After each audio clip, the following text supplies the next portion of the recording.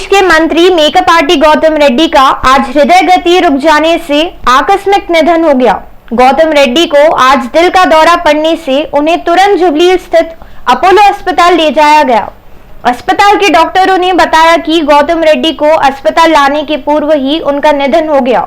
राज्य के नागरिक प्रशासन मंत्री केसीआर ने गौतम रेड्डी के पार्थिव शरीर के दर्शन कर अपनी श्रद्धांजलि अर्पित की। इसके अलावा मंत्री केटीआर दिवंगत नेता जुबली स्थित निवास स्थान जाकर उनके परिजनों से मिलकर उन्हें सांत्वना दी। गौतम रेड्डी के पिता से मिलकर मंत्री केटीआर ने बताया कि गत 10 से 12 वर्षों के लिए उनकी गौतम रेड्डी के साथ अच्छा परिचय था। उन्होंने यह भी बताया कि उनकी राजनीतिक एवं व्यक्तिगत रूप से आपसी संबंध है। गौतम रेड्डी के आकस्मिक निधन पर राज्य के मंत्री इंदिरा रेड्डी तथा मंत्री तलसानी श्रीनिवास यादव ने गहरा शोक प्रकट किया। उन्होंने कहा कि छोटी उम्र में उनका निधन होना यह बहुत ही दुखद बात है। उन्होंने मेकपाटी की आत्मा की शांति हेतु परमपिता परमेश्वर से प्रार्थना की। आंध्र प्रदेश के मंत्री गौतम रेड्डी के आकस्मिक निधन पर प्रदेश कांग्रेस अध्यक्ष रेवंत रेड्डी ने गहरा शोक प्रकट किया, उन्हें श्रद्धांजलि अर्पित किया, उनकी आत्मा की शांति के लिए ईश्वर से प्रार्थना की। उन्होंने कहा कि मेकपाटी के निधन से उन्होंने गहरा झटका लगा है। उन्होंने कहा कि गौतम रेड्डी का निधन अल्पायु में होना यह बहुत दुर्भाग्यपूर्ण है। रेवंत रेड्डी ने दिवंगत नेता के परिजनों के गौतम रेड्डी के पार्थिव शरीर को हैदराबाद के अपोलो अस्पताल से उनके जुबली निवास स्थान पर ले जाया गया। इसी क्रम में उनके निवास पर कई नेताओं, रिश्तेदारों तथा वाईसीपी कार्यकर्ताओं ने पहुंचकर अपने नेता के दर्शन किए। लोगों की भीड़ को देख पुलिस ने उनके निवास स्थान पर भारी पुलिस बंदोबस्त तैनात कर दिया। गौतम रेड्डी का अंतिम संस्कार बुधवार को किया जाएगा। राज्य के मंत्री केटीआर ने मांग की कि बयाराम स्टील प्लांट की स्थापना के संबंध में केंद्र सरकार का अनदेखा व्यवहार उचित नहीं है। केंद्र सरकार इस विषय में तत्काल अपनी प्रतिक्रिया दे रहे हैं। इस संबंध में केटीआर ने केंद्रीय मंत्री रामचंद्र प्रसाद के नाम एक पत्र भी लिखा। पत्र में उन्होंने बताया कि बयाराम के पास बेहतर किस्म की इस्पात खनिज संपदा उपलब्ध रहने पर भी केंद्र सरकार का सही रूप न होने से वह निरुपयोगी होता जा रहा है। मंत्री केटीआर ने बताया कि राज्य विभाजन कानूनों के अनुसार तेलंगाना को न्यायिक रूप से मिलने वाले अधिकारों को मोदी सरकार कचरे की टोकरी में डाल दी है। उन्होंने यह भी कहा है कि बयाराम इस्पात पर केंद्र का केवल फर्जी संकल्प है जो साफ नजर आ रहा है। उन्होंने बताया कि पूर्व में एनएमडीसी के उत्सवों में भाग लिए तत्कालीन इस्पात मंत्री बीरेंद्र सिंह कुत्तागुड़म पालवंशा में पैलेटाइजेशन प्लांट तथा संक्रीय बेस्ड स्टील प्लांट स्थापित करने केंद्र तैयार है। यह कहकर कही गई बात का भी मंत्री केटीआर ने पत्र में उल्लेख किया है। भारतीय जनता पार्टी के वरिष्ठ नेता मुरलीधर राव ने मुख्यमंत्री केसीआर पर गंभीर रूप से आक्रोश व्यक्त किया। उन्होंने कहा कि देश की राजनीति में केसीआर के उभर कर ऊपर आने का सपना यह पूरा होने वाला नहीं है। मुरलीधर राव ने इसी संदर्भ में कहा कि महाराष्ट्र के मुख्यमंत्री उद्धव ठाकरे से केसीआर का मिलना, कांग्रेस के साथ मिलकर केसीआर का काम करना एक बड़ा कलंक है। देश के इतिहास में कांग्रेस पार्टी की भूमिका एक धब्बा बनकर रह गई है। उन्होंने आलोचना करते हुए कहा कि तेलंगाना राज्य में टीआरएस को भारतीय जनता पार्टी का डर पकड़ लिया है। फेडरल రాజకీయాల గురించి మాట్లాడేటువంటి కేసీఆర్, ఫెడరల్ రాజకీయాల గురించి మాట్లాడేటువంటి టీఆర్ఎస్ పార్టీ కాంగ్రెస్ పట్ల వచ్చేటువంటి సానుభూతికి ఫెడరల్ రాజకీయాలకు కలిసి ప్రయాణం చేయడం సాధ్యం కాదు। టీఆర్ఎస్ పుట్టని రోజు, టీఆర్ఎస్ తరపున రాష్ట్రానికి ముఖ్యమంత్రి కాని రోజు, అంతకు ముందు కూడా ఈ దేశ చరిత్రలో కాంగ్రెస్ ఉంది।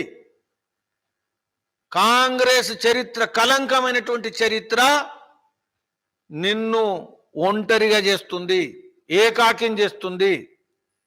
వైరుధ్యమైనటువంటి రాజకీయాలు 356 అధికరణను విపరీతంగా రాష్ట్రపతి పాలన కోసం వాడినటువంటి, దేశ ప్రజాస్వామ్య వ్యవస్థాన్ని బజార్లో ఖూనీ చేసినటువంటి, అనేక రాష్ట్రాల్లో ప్రజలు ఎన్నుకున్నటువంటి ప్రభుత్వాలను కూలదోసినటువంటి కేరళలో కమ్యూనిస్టు ప్రభుత్వం నుంచి ప్రారంభించి కూలదోసినటువంటి ప్రభుత్వాల చరిత్ర కలిగినటువంటి కాంగ్రెస్ తో నువ్వు స్పందిస్తే నీ ఫెడరల్ రాజకీయాలకు కూడా నిజమైనటువంటి నైతిక ఆధారం ఉండదు। तेलंगाना राज्य में भेड़ों के वितरण की योजना को धन की कमी एक बड़ा अवरोध बन गई है, जिस कारण तात्कालिक रूप भेड़ों का वितरण कार्यक्रम पूरी तरह से रुक गया है। गत एक वर्ष पूर्व राज्य के पशु संवर्धन विभाग ने द्वितीय चरण के अंतर्गत 3.50 लाख लोगों तथा गरीब चरवाहों को 6,125 करोड़ रुपयों की लागत से भेड़ों के वितरण की बात कही थी। राज्य के पशु संवर्धन विभाग का कहना है कि अन्य राज्यों में कोरोना महामारी के फैलने से भेड़ बकरों की खरीदी रोक दी गई है, लेकिन भेड़ों के वितरण संबंधी आवश्यक ऋण की अभी तक स्वीकृति नहीं हुई है।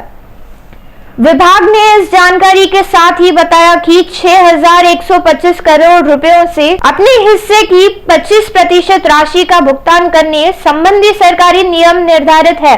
भारतीय जनता पार्टी राज्य शाखा उपाध्यक्ष एवं पूर्व सांसद NVSS प्रभाकर ने विरोध जताते हुए कहा कि हैदराबाद स्थित उप्पल RTC बस टर्मिनल का विकास नहीं हो रहा है। प्रभाकर ने बताया कि जब वे विधायक के पद पर थे तब उन्होंने उप्पल बस टर्मिनल के विकास का प्रस्ताव विधानसभा में प्रेषित कर अधिकारियों के साथ सामान्य बैठक आयोजित कर आवश्यक निधियों की स्वीकृति दिलाई थी।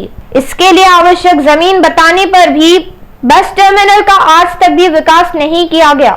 प्रभाकर ने बस टर्मिनल के विकास की मांग करते हुए कार्यकर्ताओं के साथ महाकाली मंदिर से బస్ స్టాండ్ తక్ ప్రదర్శన किया।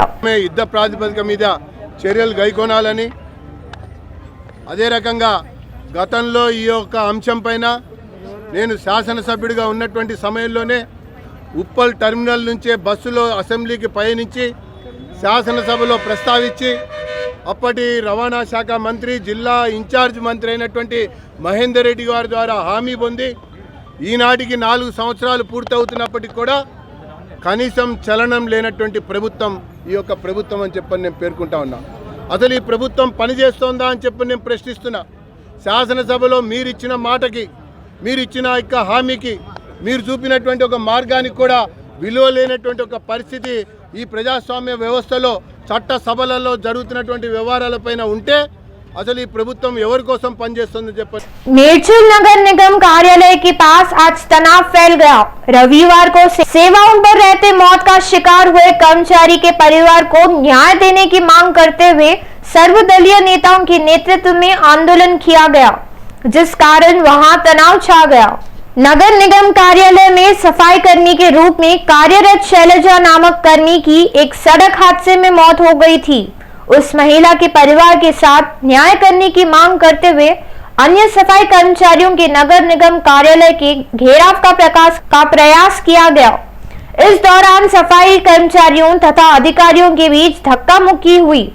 घटना की सूचना मिलते ही वहां पहुंची पुलिस ने कर्मचारियों का समझा बुझाकर शांत करवाया।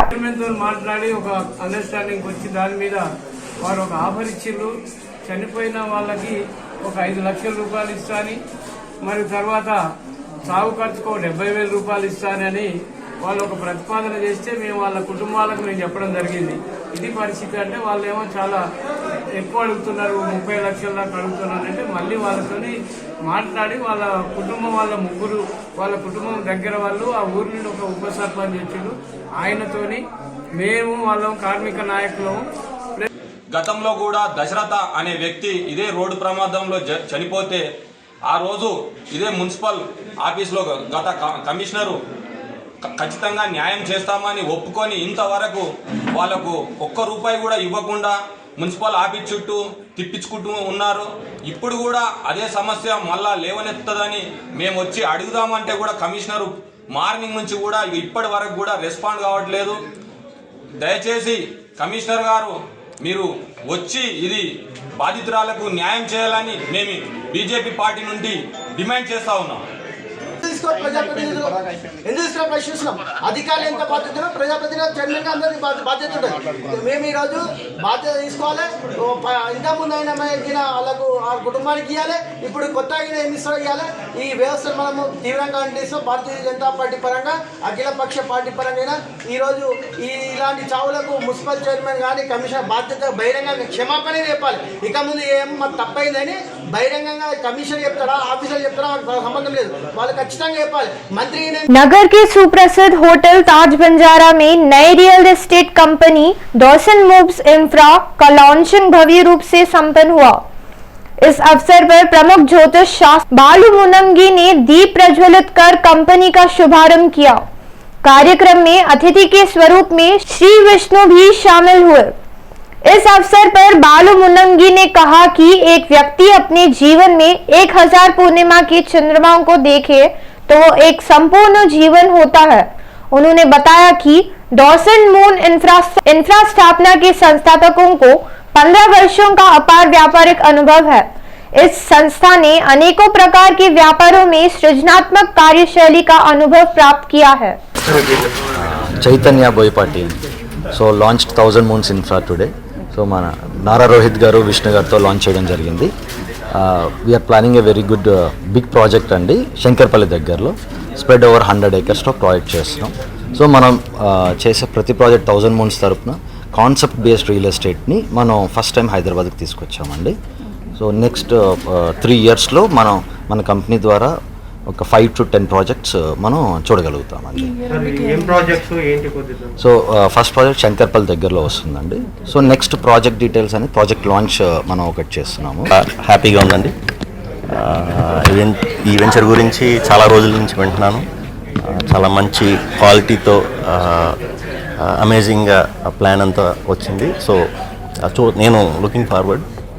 సో సందీప్కి చైతుకి బెస్ట్ విషెస్ చెప్పడానికి ఇక్కడికి వచ్చాం. Thank you.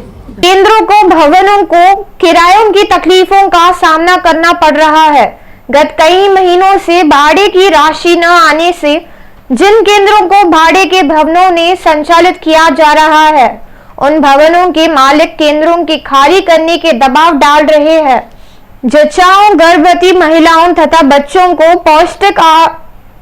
पौष्टिक आहार उपलब्ध कराने के लिए कोई अवरोध खड़े न हो, इसके लिए आंगनवाड़ी उर्मी ने अपनी वेतन से भवनों के भाड़े अदा कर रहे हैं। इसके संबंध में केंद्र संचालकों द्वारा वित्त विभाग के पास प्रस्ताव भेजने पर भी उनकी आज तक मंजूरी प्राप्त नहीं हुई है। अधिकारियों का कहना है कि भवनों के भाड़े की रकम अदा करने के लिए लगभग 30 करोड़ रुपयों की आवश्यकता है। सर्वसेनाध्यक्ष पदभार वहन कर रहे राष्ट्रपति रामनाथ कोविंद विशाखापट्टनम में चल रहे प्रेसिडेंट फ्लीट रिव्यू में भाग लिए। INS सुमित्रा नाव ने सवार होकर राष्ट्रपति फ्लीट का रिव्यू किए। राष्ट्रपति द्वारा सवार नौका के आगे तथा पीछे पायलट नौकाएं साथ चल रही है। राष्ट्रपति को सैल्यूट करते हुए फ्लीट रिव्यू में युद्धपोतों के करतब प्रदर्शित किए जा रहे हैं। आकाश में रामनाथ कोविंद को सैल्यूट करते हुए एयरक्राफ्टों के करतब सभी को अपनी ओर आकर्षित कर रहे हैं। इन करतबों में 10,000 से अधिक की संख्या में जल सेना की कमी भाग ले रहे हैं।